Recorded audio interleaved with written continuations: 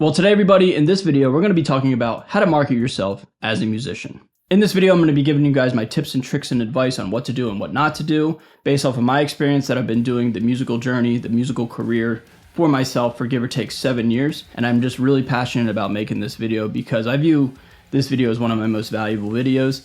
And people go to college to learn this stuff, but I'm going to give it to you guys for free in this video. So in case you're unfamiliar with who I am, my name is Xander Raymond Charles, XRC, people call me Xander, and I'm a guitar player, I'm a hired gun, I'm a solo artist, and I am my own self-contained marketing, PR, and publicist, and everything else in between. Basically, I do it all myself. Ever since I first put myself out there in the music business, I've had a lot of opportunities come my way, which I'm super thankful for. I've got a lot of experience and a lot of exposure and a lot of knowledge on what to do and what not to do. So if you're looking to market yourself, this is the video for you. All I ask that you like this video, subscribe to the channel, and follow me on Spotify. You guys clicked on this video looking for some advice. All I ask in return is a little bit of support, okay? And if you follow all this, I'm living proof of this. You can go from here to here, okay? So I've broken down this video into two big giant subcategories: how to get in the room and how to stay in the room. How to get in the room means how do you get your first real opportunity, your first big break, right? And then once you get your first big break, how do you stay there? How do you stay in the room and not get kicked out, okay? So my first tip on how to get in the room, think of this, man. You have to have an insane, obsessive work ethic. The music business or the entertainment industry in general is arguably one of, if not the literal hardest industry to get into on the planet. Maybe behind like, I don't know, like NASA or something like that. But you know what I'm saying? Like, it is so cutthroat, it is so competitive. And the people that, from my experience, that get in and that stay there have an obsessive drive and motivation that no matter what, they will never ever stop. That's something that can't really be taught. That's something that just has to come from inside you. Like, do you have the obsessive motivation? Is this truly what you want?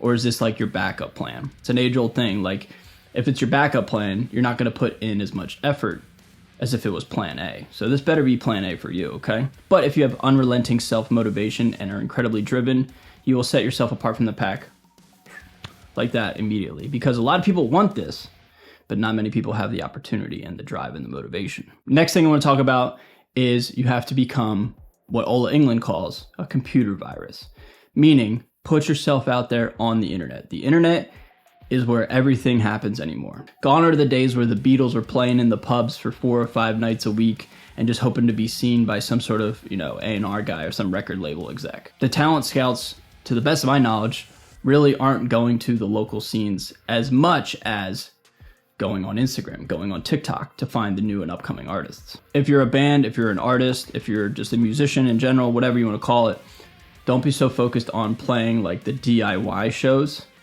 as much as focus on exposing yourself to the entire world on the internet. I've seen it a lot where like a lot of local bands, I'm from Philadelphia, in the Philadelphia area, unfortunately, they just don't grasp this concept, and they'll just play at the same local bar over and over and over and over and over and over again.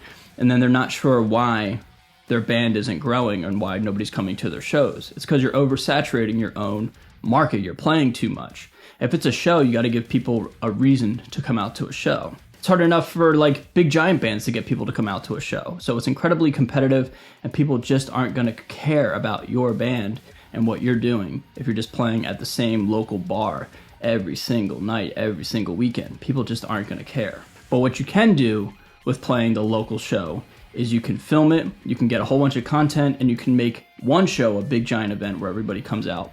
And then you can put that on the internet and then just make yourself look like awesome. Like, make it an event, film the event, put it on the internet, and then you'll gain more fans from the internet by doing that. But just because we're going to be focusing all of our attention on the internet, or at least like 90% of our attention on the internet versus in-person stuff, that does not mean that you do the thing that is kind of a dying trend, but I still see it to this day, and that is spamming. Don't spam your fans' DMs. Don't spam, just like, oh, listen to my album, this, and this. Give them a reason why they should listen to your music. Me as a solo artist and an instrumental guitar player, I've never once spammed any of my music. I've asked and I've promoted it and I've told you guys in my audience about it, but I've never, ever, ever just like shamelessly spammed it to random people, because that's insulting, that's weird, that's desperate. You don't do that. If you know your value and you know you're good, you don't need to spam. Bring the audience to you, let them hear and see what you're all about. and then they'll go and check it out on their own time. Next tip I want to talk about is establishing your brand and asking yourself the question, why should anybody care about you? That's a really harsh question to answer, and it takes a big giant gut check to be able to ask that question to yourself and to be able to answer it. Like, why should anybody care? Why should anybody care about me? Why should anybody care about anybody else? It's a very hard question to answer. I'll answer it for myself and how I established my brand.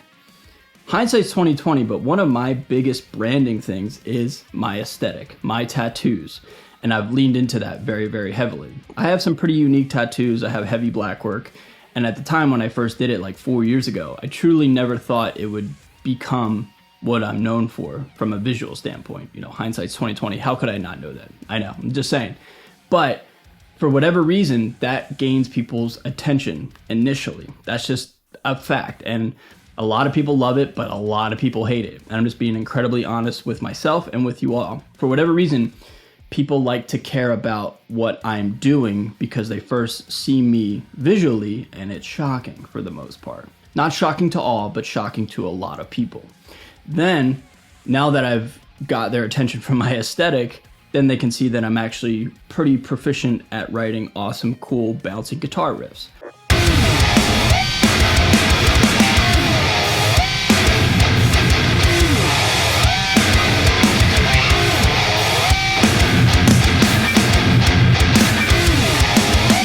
This is not me being pompous or cocky. It's just me quite literally owning my brand and telling you guys, I know what I'm good at and I know what my strengths are, and I've established my brand, and that's what people know me as. There's nothing wrong with admitting what you're good at, because I have a ton of weaknesses that I'll admit as well. Like, I'm not really good at improvising lead solos. That's just not a strength of mine. That's a weakness of mine. So I'm incredibly aware of what my weaknesses are. But that's not a part of my brand. You see what I'm saying? I've established my brand.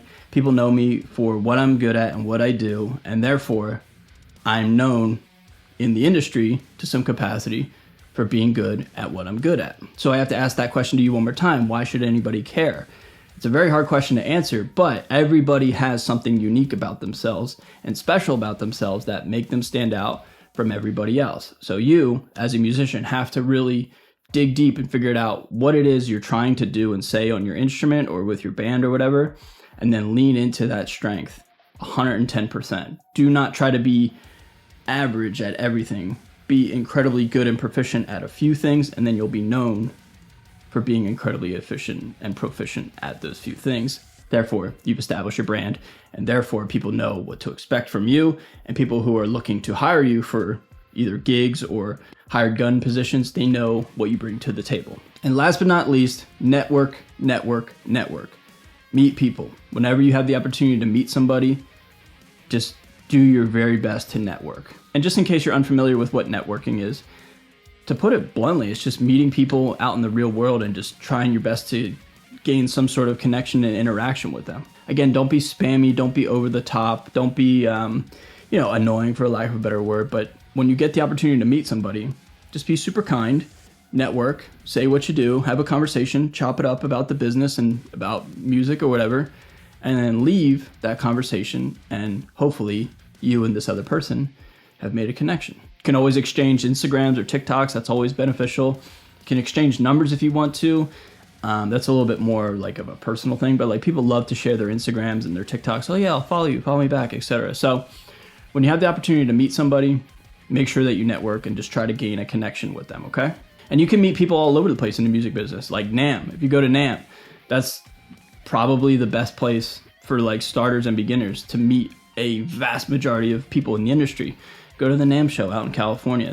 Everybody's there, you know what I'm saying? You can always just network there. But you can always network and like collab on Instagram. You can collab on, YouTube videos. You can, interact with people on TikTok, etc. So there's always ways to network. But then once you've established that connection, that's when the gigs will start to happen. That's when the opportunities will start to arise. And just so you can hear from my experience, so I'm not just like blowing smoke, I was able to travel and tour with the band For the Fallen Dreams last fall through Instagram.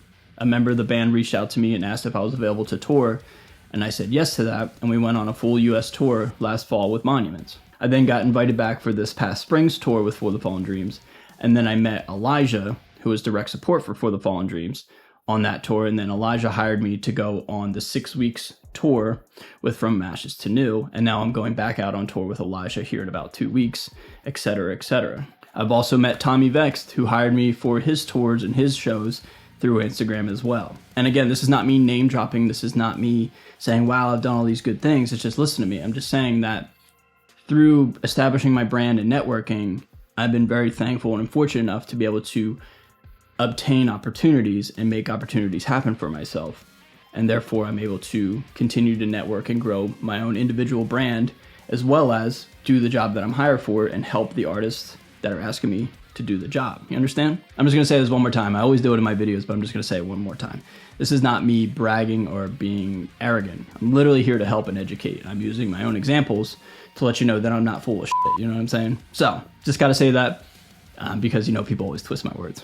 Those bullet points are how to get in the room, how to establish yourself, how to get the opportunity to happen for you, right? Now, let's talk about umbrella point number 2, the second bullet point, and that is how to stay in the room once you got in the room. My best advice for how to stay in the room is to listen and don't talk so damn much. There's an old saying that I live by, very, very much so, and that is the loudest person in the room is the weakest person in the room. I do not personally need to just be super loud and talk and just like tell everybody, all these people I know, yada, yada, yada. I'm kind of doing it in this video, but this is for educational purposes. It's different. I like to listen. I like to learn from the people that are more successful, that are better than me, etc. I like to listen and really just pay attention to what they're saying rather than just wasting time and energy just talking about me or just anything irrelevant other than just like listening to people that are like OGs in the business or people that really are crushing it. You understand? Next 2 bullet points are kind of obvious, but I'm just going to say them. Be kind and be helpful. Just be a nice person, man. The whole rock star image of like being super standoffish or being, I don't know, just a douche. Like those days are so gone, man. Like it's not 1982 anymore. Motley Crue's not really doing that anymore, right? Like it's just different, man. Now, me personally in the real world, I'm pretty quiet. I'm pretty reserved. I don't really speak that much. A lot of, anybody who tours with me or just knows me in the real world knows that. But it's not me being like a douche or being, standoffish. It's just me being quiet and, like I said before, listening. But whenever anybody, asks me a question or asks me how I'm doing, or I see somebody in the room, whatever, like just be incredibly kind. Just say, hey, how you doing? It's good to see you. You need help with anything, etc. Because that goes a long way, because unfortunately there's a lot of people that really don't want to be helpful and don't really think it's cool to be helpful and to be kind, right? Another example is anytime you're playing a show and you're done your set or you're getting ready to play your set, just help bands take their gear off and on the stage. Like the drums are always the longest process with that. If you can just help take stands off or help bring stands on, that goes a long way. Or just help, wrap up a cable real quick, take it off side stage, and then nicely wrap it for the band or for the artist. That goes a long way. People really, really resonate with that. So be helpful and be kind. No need to be a douchebag. No need to be arrogant or standoffish or closed off. You can be quiet. You can be shy a little bit, but just don't be arrogant and don't be too good for anybody, too cool for anybody, okay? I really enjoyed this bullet point I was thinking of today when making this video, and that is when you get your opportunity, your big break, don't get nervous. There's no need to get nervous. If you got your big opportunity and you're gonna play a big giant show to several thousand people or something like that, and you work so hard to get here, don't be nervous. The work's already done. You earned that spot. You earned that position. There's nothing to be nervous about. You did it. You already got you're at the best part of the whole thing. Don't worry about it failing. It's you worked so hard to get here. Now you're going to be nervous and afraid that it's not going to go well because you have it. I don't agree with that, and I don't believe that, man. Just have the sense of I earned this. I got myself to this spot. Now I'm going to go crush it and, just reap all the benefits from this opportunity. So don't overthink. Don't get too in your head. When you're there, man, you've already done it. We already went over the first big giant half of this video, all the things how to get in the room. When you're in the room, don't be nervous, man. You made it. You're there. You earned it. So just have a sense of pride and confidence and have a sense of I put in all the hard work. Now there's no need to be nervous. I'm here. I made it. All right. And the last thing I want to say on how to market yourself and how to stay in the room and all that stuff is know your value. Know what you bring to the table. Be realistic with your value. but still know your value nonetheless. And this is everything from like YouTube sponsorships, brand gear sponsorships, being paid or not being paid for gigs, etc. Because, you know, we've heard it all the time, like, oh, you'll get paid in exposure. Play this gig for free and we'll give you exposure. Like you hear that all the time at like the local chili, you know, cook-off or whatever. Don't do that. Don't undersell yourself. Sometimes you might have to take a cut for like a huge opportunity, sure. But you know what I'm saying. Like, generally speaking, know your value, know what you bring to the table, know what you don't bring to the table, and be realistic. But at the end of the day, stick up for yourself and understand your value. So when you have the opportunity to stay in the room and you've done all this opportunity, or you've done all this work for this opportunity in marketing yourself, you know exactly where you are in terms of your value, and you don't have to like undermine yourself or undersell yourself, because people will try to do that for you, okay?